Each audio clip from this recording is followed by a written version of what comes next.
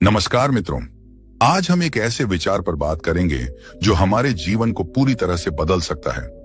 यह विचार है, भगवान रोज आपके घर आते हैं। यह सुनने में आश्चर्यजनक लगता है। मन में सवाल उठता है कि क्या सचमुच भगवान हर दिन हमारे घर आते हैं? अगर हाँ तो कैसे? हमें क्यों दिखाई नहीं देते और हम क्यों महसूस नहीं कर पाते कि वो हमारे जीवन में इतने करीब हैं?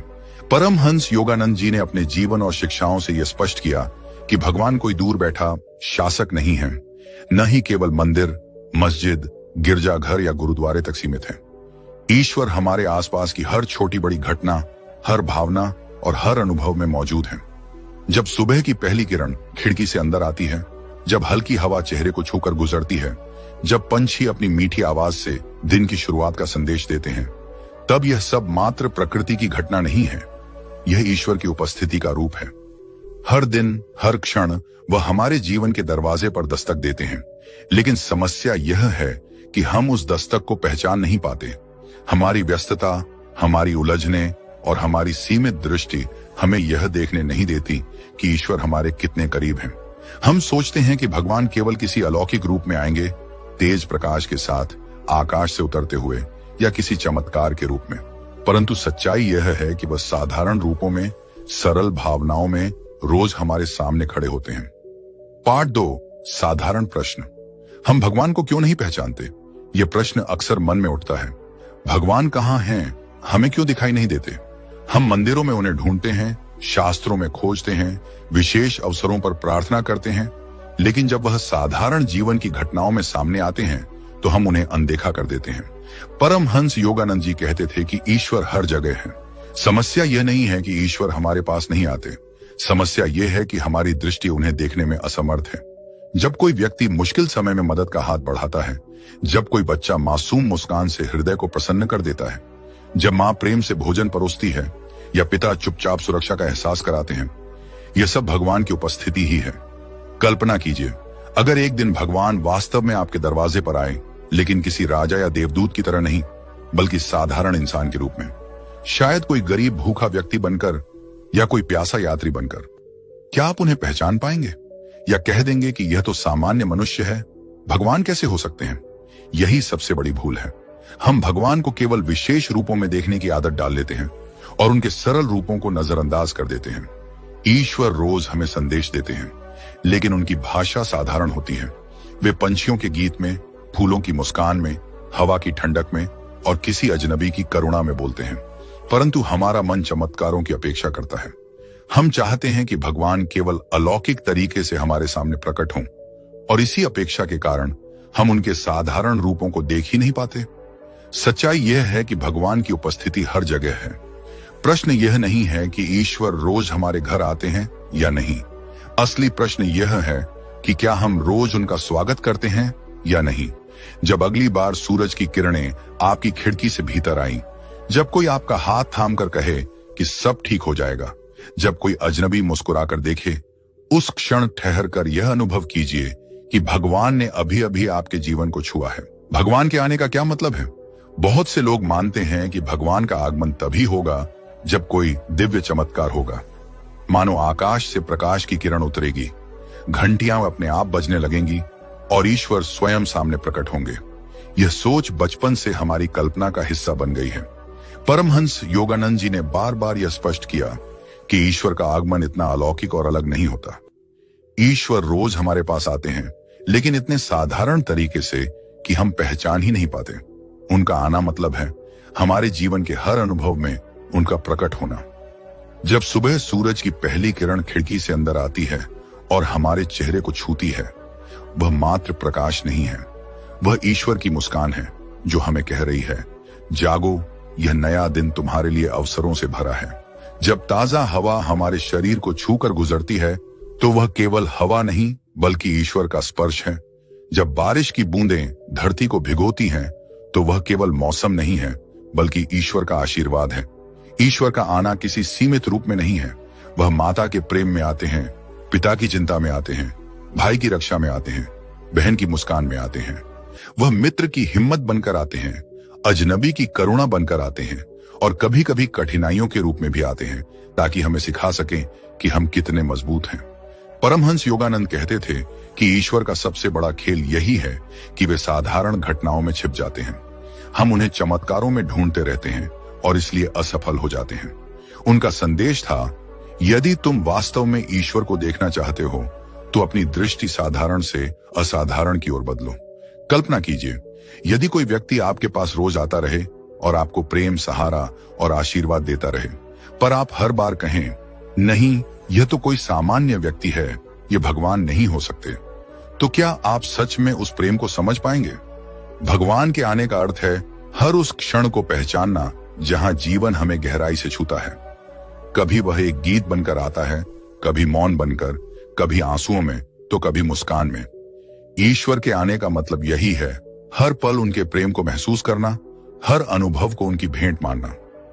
पार्ट 4, प्रकृति में भगवान। अब प्रश्न उठता है, अगर हम भगवान को साधारण में देख सकते हैं तो क्या प्रकृति सबसे बड़ा माध्यम नहीं है? वास्तव में प्रकृति ईश्वर की प्रत्यक्ष अभिव्यक्ति है। सूरज, चांद, तारे, हवा, पानी, पेड़ पौधे, पहाड़ और नदियां सब ईश्वर की उपस्थिति के रूप हैं। जब हम प्रकृति के बीच होते हैं तो बिना किसी प्रयास के एक शांति का अनुभव करते हैं। जंगल की हरियाली, नदी का प्रवाह, पहाड़ों की ऊंचाई, ये सब हमें किसी अदृश्य शक्ति की याद दिलाते हैं। ये वही शक्ति है जिसे हम ईश्वर कहते हैं।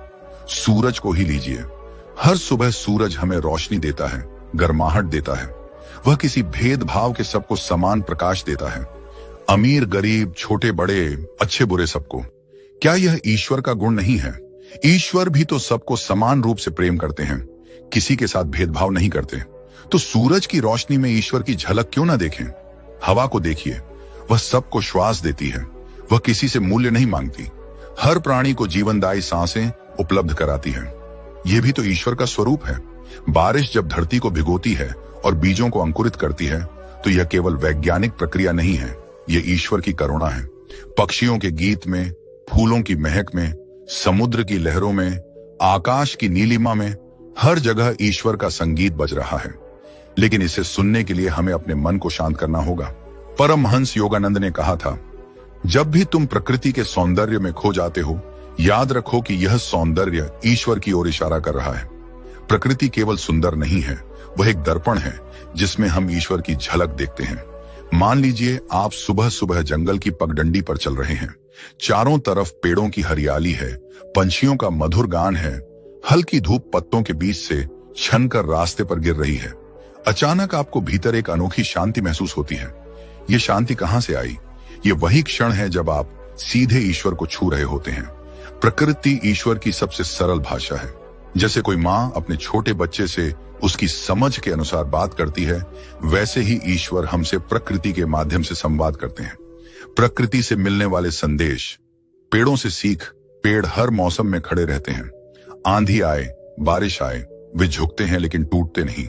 यह हमें सिखाते हैं कि जीवन की कठिनाइयों के बीच हमें धैर्य और सहनशीलता बनाए रखनी चाहिए। क्या यह ईश्वर का संदेश नहीं है? नदी से सीख, नदी लगातार बहती रहती है, कभी रुकती नहीं। चाहे उसके रास्ते में कितने ही पत्थर आए, वह उनका सामना करती है और आगे बढ़ जाती है। यह हमें सिखाता है कि जीवन में रुकावटें आएंगी, लेकिन हमें बहते रहना है। यह भी तो ईश्वर का ही रूप है। आसमान से सीख, आसमान विशाल है, अनंत है, उसमें सब कुछ समा सकता है। हमारे भीतर भी वही विशालता है।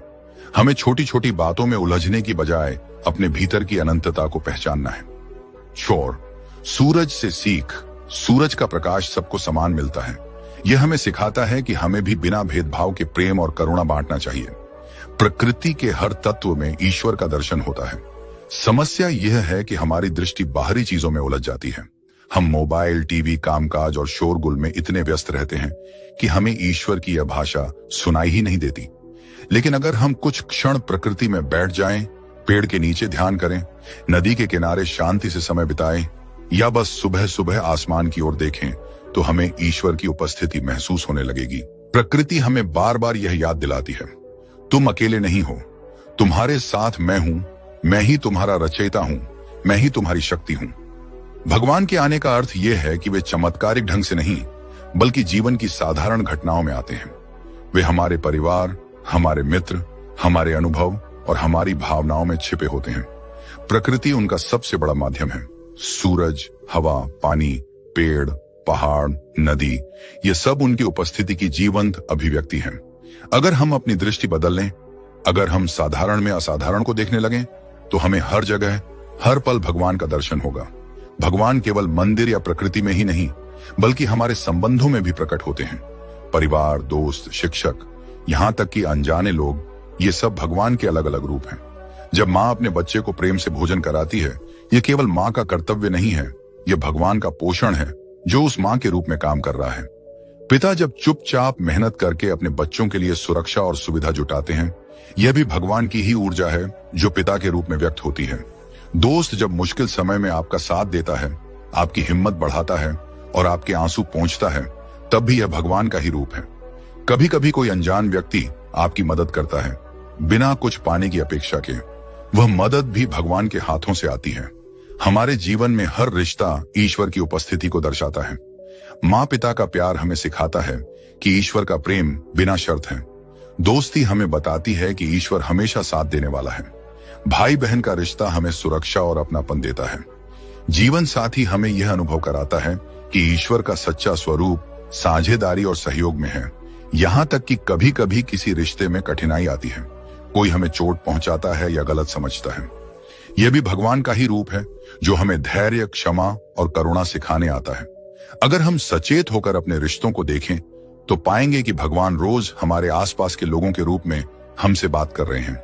वह कभी माँ बनकर हमें दुलारते हैं, कभी पिता बनकर मार्गदर्शन देते हैं, कभी मित्र बनकर हौसला बढ़ाते हैं और कभी चुनौती बनकर हमें मजबूत करते हैं। भगवान बाहर ही नहीं, भीतर भी मौजूद हैं। हमारी सांसों में, हमारी धड़कनों में, हमारे विचारों और भावनाओं के बीच। हर बार जब हम शांति में बैठते हैं, ध्यान करते हैं या प्रार्थना करते हैं, तो भीतर एक हल्की सी उपस्थिति महसूस होती है। वही ईश्वर है। परमहंस योगानंद कहते थे कि भगवान सबसे निकट हमें ध्यान में मिलते हैं। जब मन शांत हो जाता है और हम भीतर उतरते हैं, तो महसूस होता है कि कोई अदृश्य शक्ति हमें संभाले हुए है। यह शक्ति न हमारे बाहर है, न कहीं दूर, बल्कि हमारे भीतर है। हम सोचते हैं कि ईश्वर को पाने के लिए हमें कहीं बाहर जाना होगा, लेकिन सत्य यह है कि हमें केवल भीतर देखना है। जब हम आंखें बंद करके गहराई से श्वास का अनुभव करते हैं, तो हमें समझ आता है कि यह सांसें किसी महान शक्ति का उपहार हैं। जब हम हृदय की धड़कन सुनते हैं, तो वह केवल शारीरिक क्रिया नहीं, बल्कि ईश्वर का संगीत है जो निरंतर बज रहा है। आंतरिक उपस्थिति का अनुभव करने के लिए अधिक प्रयास की आवश्यकता नहीं है।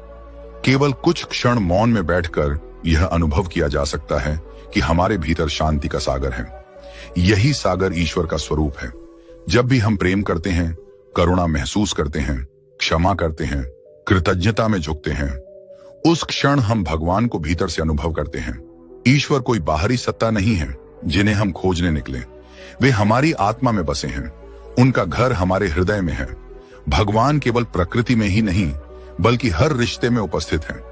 माँ पिता, दोस्त, भाई बहन, जीवन साथी और यहाँ तक कि अजनबी भी उनके माध्यम बनते हैं। इसके साथ साथ ईश्वर हमारी आत्मा में, हमारी सांसों और धड़कनों में, हमारे प्रेम और करुणा में भी निवास करते हैं। यदि हम सचेत होकर जीवन को देखें, तो हमें बाहर और भीतर हर जगह भगवान का अनुभव होगा। भगवान हर जगह मौजूद हैं, हमारे रिश्तों में, प्रकृति में और हमारी आत्मा के भीतर। लेकिन उन्हें पहचानने के लिए साधना की आवश्यकता है। साधना का अर्थ केवल कठिन योग या तपस्या नहीं है। साधना का अर्थ है जीवन को सजगता से जीना, साधारण में असाधारण को देखना। पहचानने की सबसे पहली साधना है कृतज्ञता। जब भी सुबह उठो, यह अनुभव करो कि सूरज की रोशनी तुम्हें नई ऊर्जा दे रही है। मन ही मन कहो, धन्यवाद प्रभु, आपने मुझे एक और दिन दिया। भोजन करते समय याद रखो कि यह अन्न केवल मेहनत का फल नहीं, बल्कि ईश्वर की कृपा है। किसी के प्रेम और सहयोग को महसूस करते समय उसे ईश्वर का उपहार मानो। दूसरी साधना है मौन और ध्यान। कुछ मिनट रोज मौन में बैठो, अपनी सांसों को सुनो, भीतर की धड़कनों को महसूस करो। धीरे धीरे तुम्हें लगेगा कि यह शरीर केवल मांस और हड्डियों से बना नहीं है, बल्कि इसके भीतर एक शांत शक्ति है। वही शक्ति ईश्वर है। तीसरी साधना है प्रेम और करुणा का अभ्यास। जब तुम बिना किसी अपेक्षा के किसी की मदद करते हो, जब तुम किसी को क्षमा करते हो, जब तुम अपने भीतर से प्रेम बांटते हो, तब वास्तव में भगवान तुम्हारे माध्यम से काम कर रहे होते हैं। हर अच्छे कर्म के साथ तुम ईश्वर की उपस्थिति को और गहरा अनुभव करोगे। ईश्वर को पहचानने का तरीका यही है, हर दिन थोड़ा ठहरो, थोड़ा मौन अपनाओ, थोड़ा प्रेम बांटो और हर अनुभव के पीछे ईश्वर को देखने की आदत डालो। अब जब हम यह समझ चुके हैं कि भगवान रोज हमारे घर आते हैं, तो जीवन देखने का दृष्टिकोण बदल जाता है। सुबह की किरणें, ताजी हवा, पक्षियों की आवाज, परिवार का स्नेह, दोस्तों की मुस्कान, अजनबी की मदद, ये सब यूं ही नहीं है, ये सब ईश्वर का ही रूप है। भगवान दूर नहीं है, वे किसी दिन अचानक आने वाले मेहमान नहीं हैं, वे हर दिन हर क्षण हमारे साथ हैं। फर्क सिर्फ इतना है कि हमें उन्हें पहचानना सीखना है। इसलिए अगली बार जब सूरज की रोशनी तुम्हारे कमरे को जगाए, जब कोई प्रेम से तुम्हें देखे या जब मन में एक क्षण शांति उतर आए, उस पल याद रखना कि भगवान ने अभी तुम्हें छुआ है। परमहंस योगानंद जी का संदेश यही था, ईश्वर हमेशा तुम्हारे साथ है।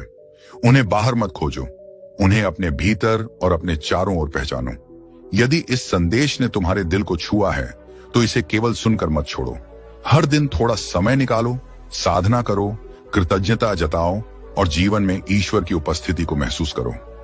अगर यह वीडियो तुम्हें प्रेरणा दे रहा है तो इसे लाइक करो, अपने प्रियजनों के साथ साझा करो और चैनल को सब्सक्राइब करो, ताकि यह संदेश और लोगों तक पहुंचे और हर कोई यह जान सके कि भगवान रोज आपके घर आते हैं।